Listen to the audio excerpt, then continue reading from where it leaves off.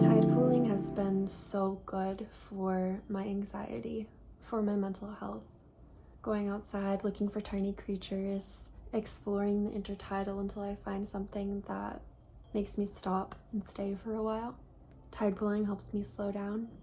All that being said, tide pooling has helped my mental health in addition to therapy, meditation, my yoga practice, medication as well. So when I say that tide pooling is like therapy to me, I don't mean that it's actually therapy. And if you are struggling with your mental health, I would absolutely encourage you to talk to somebody, to find support. This is just some of the ways that tide pooling has helped me. It's helped me feel more connected, less alone. It helps me get out of my head. It helps some of my spiraling, anxious thoughts to calm down, to quiet down. I'm not an expert in anything, only in my own anxious brain, having been anxious for many years.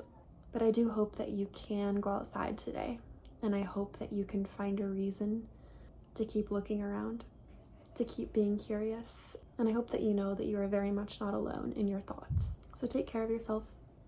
And without further ado, these are some of the ways that tide pooling has helped me with my anxiety.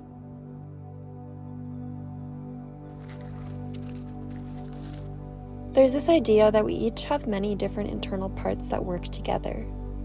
And instead of avoiding or trying to get rid of any of our parts, it's better to listen to them, to befriend them. The hardest part for me to befriend has been my anxious part. I've spent so long trying to get rid of her, therapy, yoga, meditation, journaling. Still, she wouldn't budge.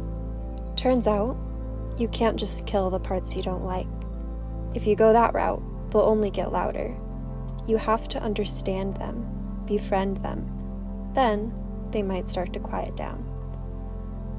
I think about the tide pools to remember this. My anxious part isn't all of me, even when it feels that way. She is just one creature in my inner tide pool. There's also a curious part, and a playful part, and a creative part, and they're all here too. I go tide pooling to snap myself out of my anxious inner tangents, to remind myself that the spiral in my brain isn't the only place I can be. I can also be knee-deep in the intertidal, cold water filling my boots.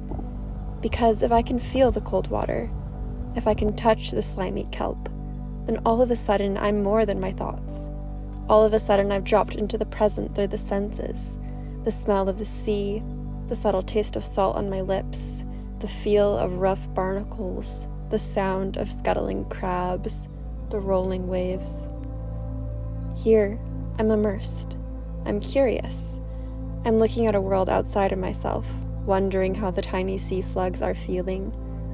There may be a spiral in my brain, but there's a spiral in my heart too. One that begins to swirl when I get up and go outside and meet my non-human neighbors and my human friends alike.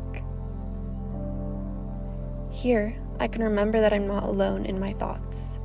I remember that I'm part of an ecosystem, alive with color and shapes. To feel connected to something bigger than myself, to feel for a moment like a kid playing in the mud. I sit with the anemones and ask them what they know. Teal and neon green tentacles, so sticky they pull me into a whole new world. Even when it feels like there's no way to stop the anxious thoughts, I can get curious about a nudibranch.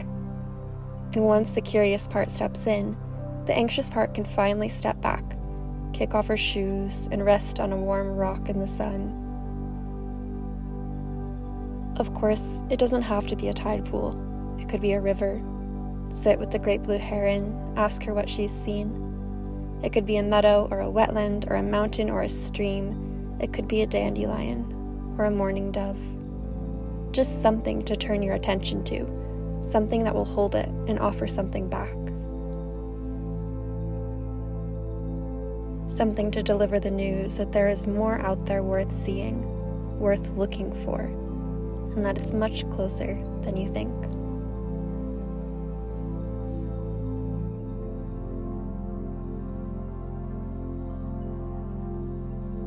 Especially in the early morning, it's so quiet, and I saw a blue heron earlier.